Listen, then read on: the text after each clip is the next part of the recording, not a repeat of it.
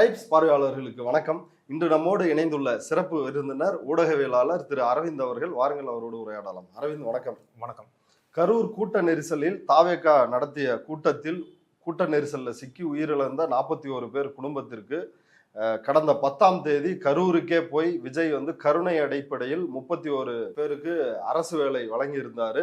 அதற்கு எதிராக அப்போதே வழக்கு தொடுத்திருந்தாங்க நாம் தமிழர் கட்சி, தீரன் திருமுருகன், மனிதநேய ஜனநாயக கட்சியை சார்ந்த சீனி அகமது, சென்னையை சார்ந்த பிரபாகரன். இப்போ அந்த வழக்கெல்லாம் மொத்தமாக மதுரை உயர்நீதிமன்றத்தில் விசாரணை நடைபெற்றுச்சு. அதில் இன்றைக்கு நீதிபதிகள் CV கார்த்திகேயன் மற்றும் சக்திவேல் அந்த பணி நியமனங்கள் செல்லாது அப்படின்ற ஒரு உத்தரவை பிறப்பிச்சிருக்கிறாங்க. இந்த உத்தரவை எப்படி புரிந்து கொள்வது? விஜய் அரசு இது என்ன பின்னடைவா? இதை எப்படி பார்க்கலாம்? நிச்சயமா இது தாவேகா அரசுக்கு ஒரு பெரிய பின்னடைவு. இவங்க போட்ட இந்த ஜீவோ எந்த அளவுக்கு டெக்னிக்கலா நிற்கும் அப்படின்ற விஷயமும் தெரியாம, ஏற்கனவே காம்படிட்டிவ் எக்ஸாம்ல எவ்வளவு பெரிய பிரச்சனை இருக்குது. எல்லா அரசு துறைகளையும் வேலை வாய்ப்பை புதுசா உருவாக்குறது இல்லை, இருக்கிற வேலை வாய்ப்பை நிறக்கிறது இல்லை. சில பணியிடங்களுக்கு மட்டும்தான் கால்ஃபேரை விடுறாங்க. ஒரு 10 பணியிடத்துக்கு கால்ஃபேர் விட்டாங்கன்னா அதுக்கு ஒரு 10,000 பேர் 20,000 பேர் வரைக்கும் அப்ளை பண்ற பிரச்சனை இருக்கு. லட்சக்கணக்கான பேர் எழுதிட்டு இருக்காங்க. 10 வருஷம் 15 வருஷம் அவங்க உழைப்பை செலுத்தி அதுல வேலை வாங்குறதுக்காக எல்லாம் முயற்சி பண்ணிட்டு இருக்காங்க. அவங்க மனநிலை என்ன ஆகும்? எவ்வளவு பெரிய நெருக்கடி இன்னும் அந்த வேலை வாய்ப்புல உருவாக்குன்ற ஆய்வோ இல்ல அந்த அக்கறையோ இல்லாம தான் அந்த ஜியோவை கொண்டு வந்திருக்காங்க. அது எளிமையா ஹைகோர்ட் அந்த உத்தரவு ரத்து பண்ணிடுச்சு. அவங்க போன வாட்டி அந்த வழக்கு தொடுத்த முதல் நாளே ஹைகோர்ட் நீதிபதி என்ன சொன்னாருன்னா, இந்த வழக்கை நாங்க எடுத்துக்க கூடாதுன்னு சொல்லி அரசு தரப்புல வாதம் வச்சாங்க. அப்படி முடியாது, இதை நாங்க எடுத்துப்போம், இது அரசினுடைய கொள்கை முடிவு. ஆமா அப்படி சொன்னாங்க. அல்ல, அப்படி எடுத்துக்க முடியாது, இதை நாங்க உடனே நீங்க இப்போதைக்கு தற்காலிகமா பணி கொடுக்கலாம், நிரந்தர பணி அவங்களுக்கு கொடுக்க கூடாது. அவங்க முதல் மாசம் சம்பளம் வரதுக்கு முன்னாடி இதை இன்னொரு இயரிங் வச்சு அந்த இயரிங்ல அது செல்லுமா செல்லாதான்றத நாங்க கன்சர்ன் பண்ணி சொல்றோம்ன்ற சொன்னாங்க. அந்த அடிப்படையில் தான் அது இன்னைக்கு ஜியோ ரத்து செய்யப்படுது அப்படின்றத. இது ஒரு விஜய் அரசுக்கு இது என்ன ஒரு பின்னடைவுன்னு எடுத்துக்கலாமா? ஆமா, நிச்சயமா. இப்ப இதுல குறிப்பா அரசு தலைமை வழக்கறிஞர் ஒரு வாதத்தை முன் வச்சிருக்கிறாரு. காவல்துறை சரியாக கையாளாததுனாலதான், காவல்துறையோட தவறுனாலதான் இந்த கூட்ட நெரிசல் ஏற்பட்டு 41 பேர் உயிரிழந்திருக்கிறாங்க. ஸோ அதனால அரசு அவங்களுக்கு வேலை கொடுத்தது சரி, அது கொள்கை முடிவு அப்படின்ற வாதத்தை மீண்டும் இன்றைக்கு வச்சிருக்கிறாங்க.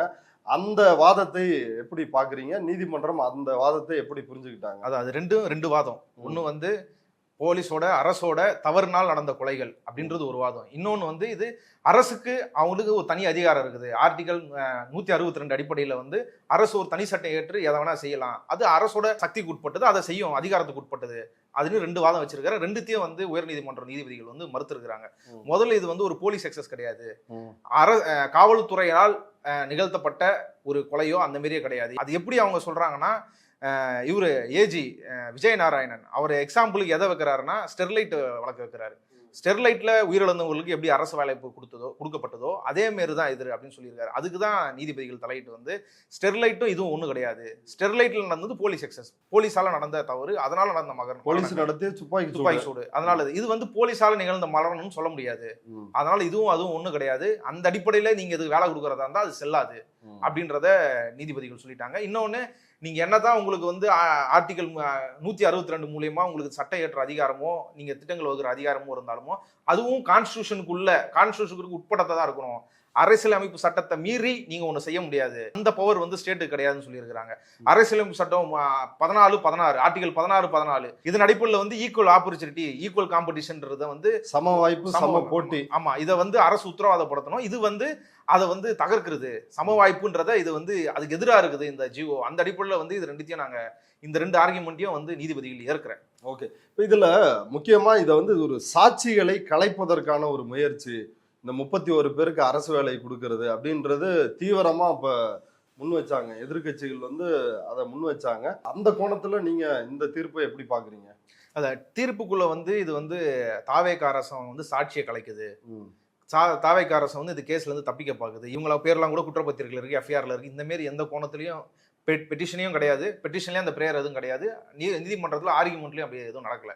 அவங்க டெக்னிக்கலா இது ஒரு ஏற்கனவே வேலை வாய்ப்புக்காக போட்டி கூடக்கூடியவர்களை பாதிப்புக்கு உள்ளாக்கக்கூடிய ஒரு அரசாணை தான் இது, அதை ஏத்துக்க முடியாதுன்றதுதான் இது. ஆனா வெளியில அப்படி ஒரு வெளியில அப்படி ஒரு விமர்சனம் இருக்கு. அந்த விமர்சனம் உண்மையும் கூட. முதல் நாள்ல இருந்தே அந்த கரூர் ஸ்டாம்பேட் ஆனதுல இருந்தே அவங்க அப்ப அரசுல இல்ல, ஆனா டிஃபெண்ட் பண்ண வேண்டிய இடத்துல அப்ப இருந்த அரசு இருந்தது. அரசு இவங்களை ஒடுக்குறதோ, அரசு இவங்களை பிளேம் பண்ணி இவங்களை சார்ஜ் பண்றதோ, அப்படி எந்த நடவடிக்கைகளையும் அரசு போல. அரசு அங்க விஜயே எஃப்ஐஆர்ல சேர்க்கல. நிர்மல்குமார் இவங்க எல்லாம் வழக்குல, புசி ஆனந்த், மதியழகன் இவங்க எல்லாம் வழக்குல இருந்தாலும் இவங்க எல்லாம் தலைமறைவா ஆனாங்க. ரொம்ப தீவிரமான கைதும் நடக்கல. ஆமா, தீவிரமான கைது நடக்கல. மதியழகன் மட்டும் தான் கைது செய்யப்பட்டாரு. நிர்மல்குமார், ஆதவ அர்ஜுனா இவங்க எல்லாம் விசாரிக்கப்பட்டதே சிபிஐ வந்த பிறகுதான். அதுக்கு முன்னாடியே இவங்க போய் முன்ஜாமீன் ஆகிட்டாரு.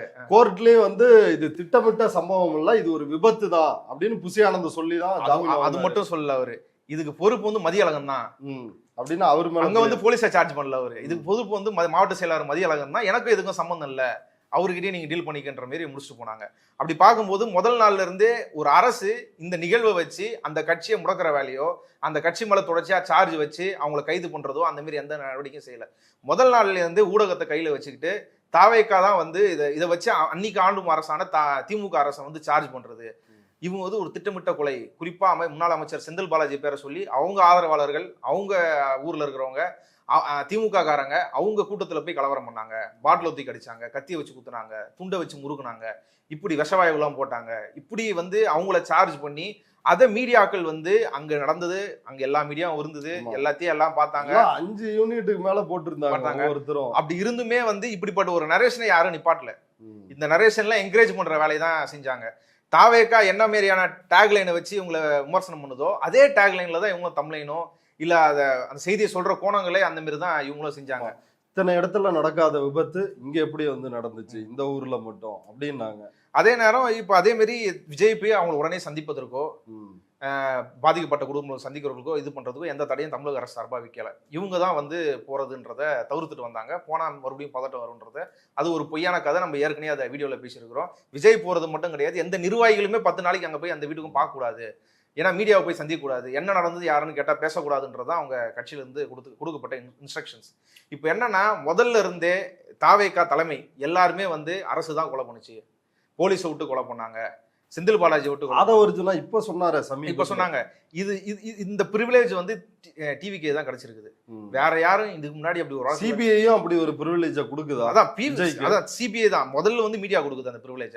அப்படி ஒரு நரேஷனை செட் பண்ணி மக்களை வந்து கன்வின்ஸ் பண்ணக்கூடிய வேலை, மக்களை நம்ப வேலையை செய்யறதுக்கு முதல்ல அந்த மீடியா அந்த பிரிவிலேஜ் கொடுக்குறது. அதுக்கப்புறமேட்டு அது சிபிஐக்கு அந்த வழக்கு போன பிறகும் ஆதவ அர்ஜுனா அப்படி பேசுறாருல, அவர் அமைச்சர், அந்த சம்பவத்துல அவரும் சம்பந்தப்பட்டிருக்கிறாரு.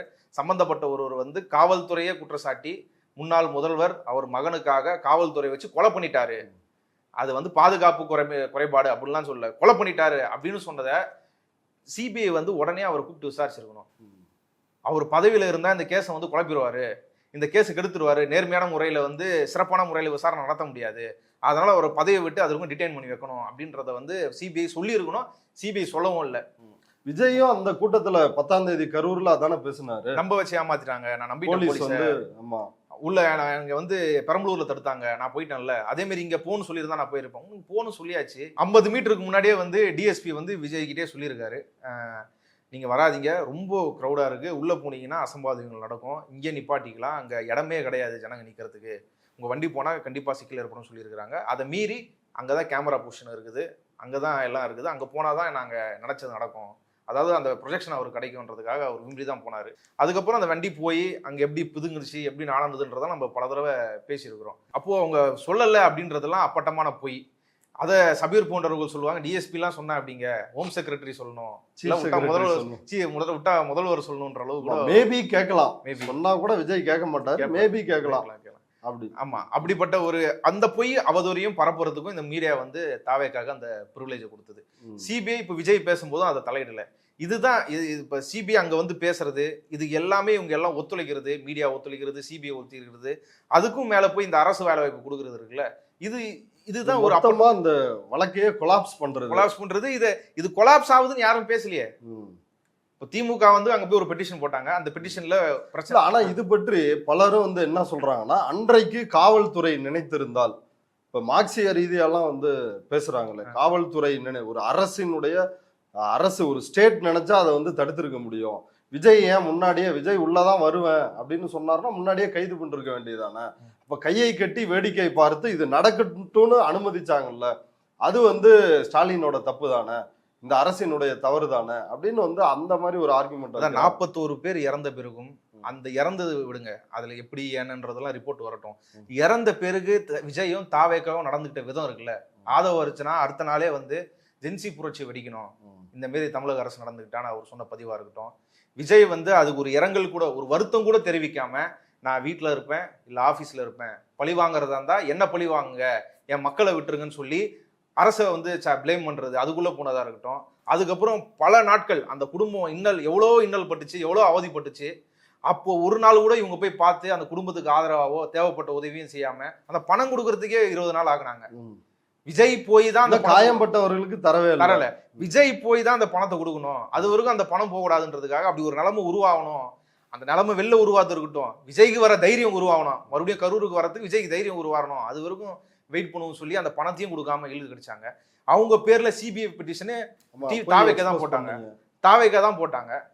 உங்க ஷர்மிளா அவங்க வீட்டுக்கார் பன்னீர்செல்வம் பேர்ல வந்து போடப்பட்டது ஃபேக் பெட்டிஷன். அது அருண்ராஜ் மூலியமா பேசி தான் பெட்டிஷன் போடப்பட்டிருக்குது. அதிமுக காரங்களை வச்சு ஊர் தலைவரை வச்சு மிரட்டி ஏமாத்தி பொய் சொல்லி பையனுக்கு கவர்மெண்ட் வேலை வாங்கி தரதா சொல்லி வாங்கி கொடுக்குறேன்னு சொல்லி கையெழுத்து வாங்கி செல்வராஜ் அவர் பேர்ல வந்து ஒரு பொய் பெட்டிஷனு. இந்த பெட்டிஷன் எல்லாம் போட்டதே வந்து தாவேக்கா தான். தாவேக்கா இதை வந்து தன்னை இதுல இருந்து காப்பாத்திக்கணும், வேற இன்னொருத்த மேல பழிய போட்டுடணும், நான் தப்பு பண்ணலன்றது இல்லை, தப்பே வந்தான் பண்ணான் அப்படின்ற மாரி பழிய வேற என்ன போட்டுன்றதெல்லாம் கண்ணிங்கா இருந்தாங்க. அதுக்காக எவ்வளவு அருவருப்பா நடந்துக்க முடியுமோ அவ்வளோ அருவருப்பா நடந்துக்கிற வேலையை வந்து தாவேக்கா செஞ்சுட்டேன். என்ன சொன்னார் ஆதவ அர்ச்சனா சுப்ரீம் கோர்ட் வெளில நின்றுட்டு அந்த ஃபேக் பெட்டிஷன் அவனவங்க வந்து கோர்ட்ல ஆஜராயிட்டு, நாங்கள் போடலைங்க, எங்களுக்கு தெரியாது, எங்கள் பேர்ல இருந்து போட்டிருக்காங்க, எங்களுக்கு சிபிஐ கோரம்லாம் அங்கே இல்லை, நாங்கள் ஏற்கனவே மன உளைச்சல்ல இருக்கிறோம், எங்களை விட்டுருங்க, எங்கள் பேரில் எதுவும் நடத்தாதீங்க அப்படின்றத அவங்க வச்ச கோரிக்கை. அதை பற்றி கோர்ட்டில் கேஸ் முடிஞ்ச பிறகு வெளில வந்து ஆதவ அர்ச்சனா கிட்ட பத்திரிகையாளர் கேட்க மாட்டோம். அவர் என்ன சொன்னார், அது யாருன்னா திமுக தூண்டி விட்டதா இருக்கலாம், பல இங்கே என்ன வேணா நடக்கும், செந்தில் பாலாஜி அப்படிதான் பரப்பலாம், செந்தில் பாலாஜி நினைச்சா யாரை வேணா வாங்கிட முடியும் அப்படின்னு அவங்கள வந்து அவங்களோட குணத்தை வந்து சீர்குலைக்கிற விதமா களங்கங்களுக்கு விதமா அவங்களா காசுக்கு விளவு போனவர்கள்ன்ற மாதிரி தான் ஆதவ அர்ச்சனா பேசினாரு. இப்போ இதை பத்தியெல்லாம் அவங்களுக்கு அக்கறை இருக்கா? மாசிய பார்வையில் பேசுறவங்களுக்கு அவங்களுக்கு மக்கள் முக்கியமா, பாதிக்கப்பட்ட மக்கள் முக்கியமா, விஜய் முக்கியமா? பாதிக்கப்பட்டது விஜயா, 41 குடும்பமா? 41 குடும்பம் அவர் கண்ணு முன்னாடி தானங்க எல்லாரும் கொத்து கொத்தா விழுந்துட்டு இருந்தாங்க. அவருக்கு ஒரு அக்கௌண்ட் நீங்க நடந்த பிறகு விடுங்க, இப்படி நடக்கிறப்ப ஒருத்தன் ஈவேரக்கான் இல்லாம வந்து 10 ரூபா பாலாஜின்னு பாட்டு பாடுறது, அந்த உரையை வந்து பஞ்ச் டயலாக் எல்லாம் முடிக்கணுன்றதுக்காக இந்த பக்கம் செத்து விழுந்துட்டு இருக்கிறப்ப திரும்பினது, இந்த விஜயோட ரெஸ்பான்சிபிலிட்டி பத்தி அவங்களுக்கு கவலை. விஜய் அப்படிதான் பண்ணுவாரு அப்படின்ற மாதிரி அவங்க நடந்துக்கிறது ரொம்ப. விஜய் பேச மாட்டாரு, ஏன் பேசணும்? இங்க இருக்கிற ஊடகங்கள்லாம் நேர்மையான ஊடகங்களாமா? ஆமா, அதை பண்றவங்களே அதை சொல்லுவாங்க, இங்க நடக்கிறதெல்லாம் நேர்மையானவர்களா? அது அவங்களே கேட்டுக்கிற மாரி, நானே எப்படிப்பட்ட யோகியம், என்கிட்ட வந்து பேசுனா எப்படி பேசுறது, அந்த மாதிரியான விஷயங்களை அவங்க சொல்லுவாங்க. விஜய் எதெல்லாம் பண்ணுவாரோ அதுக்கு எல்லாத்துக்குமே வந்து அதுக்கெல்லாம் சரி, அது தப்பு இல்லையே. அரசு வன்முறைக்கு எதிராக நீ குரல் கொடுக்க போற, அதுதான் உன் இன்டென்ஷன். கரூர்ல நீ வந்து அரசு கொலை செஞ்சிருக்கு, அரசை நீ சார்ஜ் பண்ணும், அப்படி மக்கள் வந்து அரசால ஒடுக்க போறதை கண்டிக்கிறேன்னா இப்போ இங்க டெல்லியில என்ன நடந்துட்டு இருக்குது? டெல்லியில அறிக்கை விட்டுருக்காரு மோதல் போக்கு. அது நடந்த மோதல் போக்கு ராகுல் காந்தி மூக்குல ரத்தம் வந்தா அது ஒடுக்குமுறை. மாணவர்கள் வந்து போராடி மண்டை உடப்பட்டு கை கால் உடப்பட்டு துப்பாக்கி குண்டு வாங்கிட்டு படுத்தா அது இவங்க வந்து கலவரம் மோதல் போக்கு. ராகுல் காந்தி மூந்தில் 2 மில்லி ரத்தம் வந்துருச்சுன்னா இவங்க வந்து உடனே கதற வேலையை செய்யறாங்க. இது இவருக்கு வந்து அரசு ஒடுக்கும் மக்கள் நலன்றதுல எந்த வகையிலையும் கிடையாது. அந்த நலந்து எடுக்கல, இது அவதூறு. அவர் கேஸ்ல இருந்து தப்பிக்கிறதுக்காக பண்ற ஊழல். இப்ப இன்றைக்கு அந்த நியமனங்களை அரசு வேலையை வந்து நீதிமன்றம் ரத்து பண்ணி இருக்கிறது ஒரு விஜய்க்கு ஒரு கொட்டு வச்சிருக்குது நீதிமன்றம் அப்படின்னு புரிஞ்சுக்கலாமா? ஆமா, இது மொத்தமா எந்த அளவுக்கு கொட்டு வச்சிருக்குன்னா, இவர் ஏஜி விஜய் நாராயணன் அவர் அது வந்து வேற எதுவும் லீகலா சொல்லியோ இல்லை அவங்களுக்கு இருக்க தார்மீக உரிமை குறித்தோ எதுவும் வாதாட முடியாம கடைசியில் அவர் என்ன சொன்னார்னா, என்னோட கற்றறிந்த நண்பர்கள் யாரும் உங்க கோட்டுக்குள்ள இருக்கிறவங்களுக்கு கொஞ்சம் கூட மனிதாபமானமே எல்லாம் போயிடுச்சு. அது பெட்டிஷன் போட்டவங்களுக்கு கிளைண்ட்டுக்கு இல்லாம இருக்கலாம், ஆனா கோர்ட்டுக்குள்ள இருக்கிற கற்றறிந்தவர்களுக்கே வந்து மனிதாபிமானம். விஜயை பார்த்து அவர் கேட்க வேண்டிய மக்கள் நலனோட கொண்ட மனிதாபிமானத்தோட சிந்திச்சு இதை போய் தடை பண்ணுவாங்களா அப்படின்னு அவர் வந்து விஜய் ஸ்டேஜ்ல என்ன பேசுவாரோ அதை அவர் வந்து கோர்ட்ல ஆர்குமெண்ட் பண்ற வேலையை வச்சுக்கிட்டாரு. கோர்ட் மத்தபடி டெக்னிக்கலா வச்ச எதையுமே கிளியரா சொல்லிட்டாங்க. நீ வந்து ஒரு சாதாரண அரசு பணி தானே இது அப்படின்னு எல்லாமே ஆர்கியூ பண்ணிருக்காங்களே. அதான் சாதாரண அரசு பணின்றத யாரு சொல்றான்னு இருக்குதுல்ல, அது சாதாரணம் கிடையாது. பல பேரோட வாழ்க்கையில பெரிய கனவு அது. எவ்வளவு வருஷம் உழைப்பு, எவ்வளவு வருஷம் அவமானம், அதுல எல்லாமே இருக்குதுல்ல. சமூக பின்னணியில இருந்து எல்லா பிரச்சனையும் இருக்குது அங்க. அதை வந்து இவங்க சாதாரண அரசு பண்ணி அப்படின்னு அது கஷ்டப்படுறவங்ககிட்ட தான் தெரியும். பலரும் எதிர்த்தாங்கல்ல, விஜய் ஆதரவாளர் பலரே யார் யாரெல்லாம் காம்படிட்டிவ் எக்ஸாம் படிச்சாங்களோ அவங்களும் எதிர்த்து பேசித்தான் இருந்தாங்க. இளைஞர்கள் வீடியோ போட்டாங்க. அது எந்த அளவுக்கு போச்சு அப்படின்னா, ஏன்பா நீ வந்து அந்த கூட்டத்துக்கு போயிருக்க மாட்டியா, விஜய் கூட்டத்துக்கு, எனக்கு அரசு வேலையாவது கிடைச்சிருக்குன்னு அப்படி கலாய்ச்செல்லாம் வீடியோ போடுற நிலைமைக்கு அது போனுச்சு. ஆமா, இவர் கோர்ட் இந்த சிம்பத்தி இதுக்கு கோர்ட் என்ன சொல்லுதுன்னா, நீங்க தாராளமா உதவி பண்ணுங்க, பாதிக்கப்பட்ட குடும்பங்களுக்கு உங்களால என்ன முடியுமோ அந்த உதவி பண்ணுங்க, நீங்க அவங்களுக்கு வந்து சுயதொழில் தொடங்குறதுக்கான ட்ரைனிங் கொடுங்க, சுயதொழில் தொடங்குறதுக்கு உதவியே பண்ணுங்க, அந்த மாரி என்னெல்லாம் பண்ண முடியுமோ அவங்களை எம்பவர் பண்றதுக்கு எல்லா வேலையும் செய்யுங்க. இங்க ஒரு சமமான ஒரு வாய்ப்பை அதுக்காக அதை பெறதுக்காக போராடுற ஒரு கும்பல் வெளில நிக்குது, ஒரு பட்டாளம் வெளில நிக்குது. அந்த பட்டாளத்தோட கனவை அழிச்சிட்டு நீங்க இதை செய்யணும்னு நினைச்சீங்கன்னா அதை ஏத்துக்க முடியாது. இது சட்டப்பற்றியும் தப்பு, ஒரு மாறலாவும் சரி கிடையாது அப்படின்றத கோர்ட் தெளிவா சொல்லிச்சு. அது எந்த ஆர்குமெண்ட்டும் அரசு தரப்பால வைக்க முடியல. ஓகே, இப்போ இன்னும் பல கேள்விகள் வந்து முன் வச்சிருக்கிறாங்களே. இப்போ சிவகாசி பட்டாசு தொழிற்சாலைகள்ல உயிரிழப்பு நடக்குது, இப்படி நிறைய விஷயங்களை ஆமா, நீங்க இதை கொடுக்கறதுன்ற தவறான முன்னுதாரணம். தினந்தோறும் ரோட்ல ஆக்சிடென்ட் நடக்குது, பட்டாசு தொழிற்சாலைகள்ல வந்து விபத்து நடக்குது. இப்போ இது எல்லாருமே வந்து கூறுவாங்கல்ல, இப்ப நீங்க கொடுக்கறதா இருந்தா எல்லாரும் கொடுக்கணும்ல. இதுல நம்ம பொலிட்டிக்கலா பாக்குறது, இவருக்கு அப்படி பாதிக்கப்பட்டவருக்கு கொடுக்கணும்ன்ற எண்ணமே கிடையாது. விஷவாயு தாய்க்கு இறந்தாங்க, 2 லட்சம் ரூபாய் பிச்சை போடுற மாதிரி போட்டாங்க. 2 லட்சம் ரூபாய் வச்சு என்ன பண்ண முடியும்? அவங்க போயிட்டாங்க. அவங்க யாரும் தமிழ்நாட்டுக்காரங்க இல்ல, தமிழ்நாட்டுக்கார வடமாநில தொழிலாளர்கள் கேட்க அந்த வழக்கத்தை அவர் கொடுக்கட்டும், அந்த வழக்கத்தை வந்து அவங்க கொடுத்துட்டோம். நான் சொல்றேன், அது தமிழ்நாட்டுக்காரங்களா இருந்தாலும் அவர் 2 லட்சம் ரூபாய் கொடுத்துருப்பாரு. அது ஏன்னா அந்த பழி வந்து அவர் மேல வராது. அவரே கூட்டத்துல போய் அவர் பேசிட்டு இருக்கும் போதே வந்து செருப்பு தூக்கி அடிச்சு, தண்ணி தூக்கி அடிச்சு, மைக் அடிச்சு விடுறான் பாரியான்னு சொன்ன போறையும் கண்டுக்காம பேசி, இது எல்லாமே வீடியோவா இருக்குது. ஓரளவுக்கு பேசிக் சென்ஸ் இருக்கு, காமன் சென்ஸ் இருக்கு. யார் அந்த வீடியோவை பார்த்தாலுமே இவன் தான் அக்யூஸ்ட்ன்றதை சொல்லிட்டு போயிடுவாங்க.